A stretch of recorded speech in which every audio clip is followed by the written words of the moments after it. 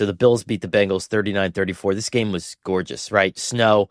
Right. It's Yeah. everything you want. I think that anytime you see the elements like that, you have to favor Buffalo because of Josh Allen's legs. And Can I in say that, something nice about an owner really quick? sure, Thank you to Terry Pagula for building an open air stadium. I know.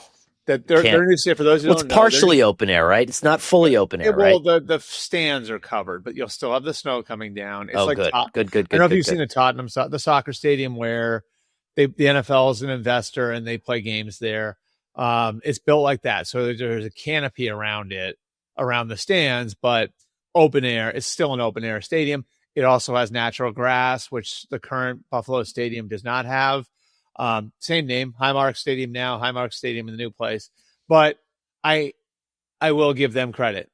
Like everyone else is building a dome. Cleveland's building a dome. Chicago's building a dome. Washington's building a dome. Most of these domes are fixed roof. I think Denver is going to have a retractable roof because it's the Waltons, and this is like throwing a roll of quarters at a problem for them. You know what I mean? Like, I think it. God, I'm gonna miss it when in 10 years, 70% of football is played on plastic grass. There's no doubt. Because games like this, that was awesome. You're absolutely right. I mean, there's no doubt about it. And Chicago Green Bay was awesome for the same reasons. But anyway. I know it really was. But you said that the door was wide open for the Bengals. The door is wide open for the Bills now because let's look at the AFC playoff. And here picture. They come, yeah. And this is why you don't give up on a team in November. Outside of, so the quarterbacks that Buffalo would have to face theoretically. I mean, if the playoffs started today, they have Pittsburgh in the first round at Pittsburgh. And then you would get, well, it would depend, but you might get, let's see, New England. Again, I mean, it depends on how this shakes out. But, I mean, you would be playing New England for the third time. You'd be playing, this game against Pittsburgh at Pittsburgh. If you can't beat Aaron Rodgers at this point, at this stage in his career, then you don't deserve to go. But I'm just saying, if you look at this collection of teams, there's no excuse at this point. Really? Yeah. I mean, and I hate to be that guy, but this is your year. This is absolutely, unequivocally your shot. Mahomes is out, Burrow's out, Lamar's out. Let's go. Well, let's make it happen. I look at the finishing kick that they've had. This to me. So would you agree that the Buccaneers, Steelers, and Bengals are good teams? Despite, take the records out of it, that they're pretty good teams. They're like your Buccaneers, Steelers. So they're like your 15th playoff rosters. They're like your 14th, 15th, and 18th best teams. So pretty good teams, right? Yeah. Okay. So in the last 4 weeks, against the Bucs, they were down 26-21. From that point forward, they outscored them 23-6. Against the Steelers, they were down 7-3 8.5. They outscored them 23-0 after that. And then yesterday, down 28-18, midway through the fourth quarter, they outscored them 21-6. Yeah. So 23-6, 23-0, 21-6 against three good teams to close them out.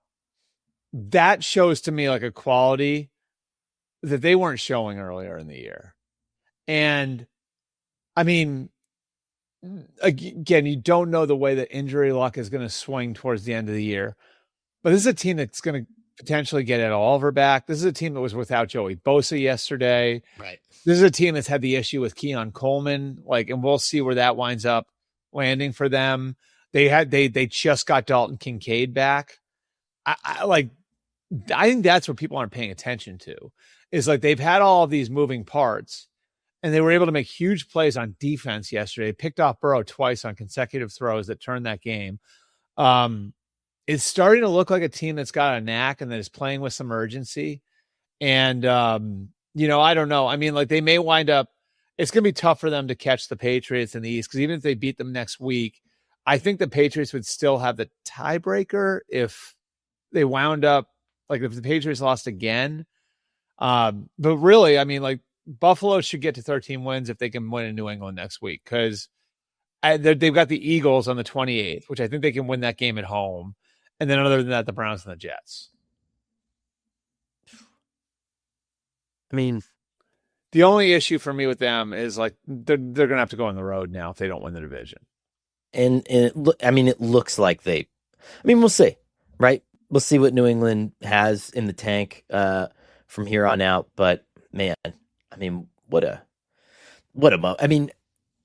the Burrow thing, I'm not going to go out there and kill him because he played on balance. He played really well. Like he made some phenomenal throws in that game. And okay, if you got a guy tipping the ball at the line of scrimmage and then picking it off, it's like, is that really on the quarterback? That was weird luck. Like that was I think that was the Benford one, right? Like where like Benford comes in like and just got his hands up at the right time. It was like one of those where it almost stuck to his hands, and then that goes back for a touchdown. And Epinesa, like I don't know. I don't look at these as I don't look at these as like fundamental problems. Like Joe had some bad luck in that game for sure.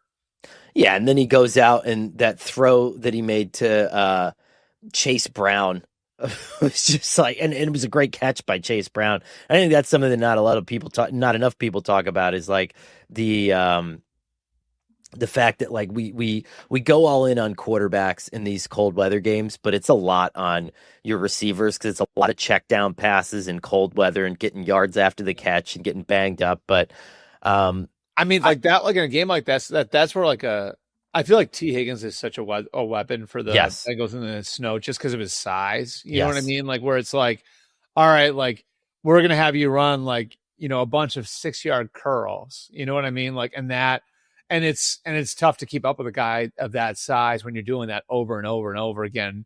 In that sort of environment where they're stopping and going, and the defensive backs are going to be slipping all over the place, and the ball is slippery too, right? Like so, the ball might slip out of your hands a little bit when the guy's got like the catch radius of Shaq. You know what I mean? Like you're probably going to be okay. Yeah.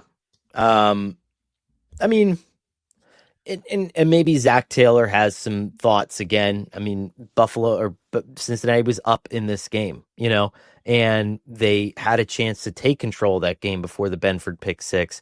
Would you stick to the ground game? Would you try to milk the clock a little bit more? Would you try to tire out Buffalo? I don't know. I don't know the answer to that.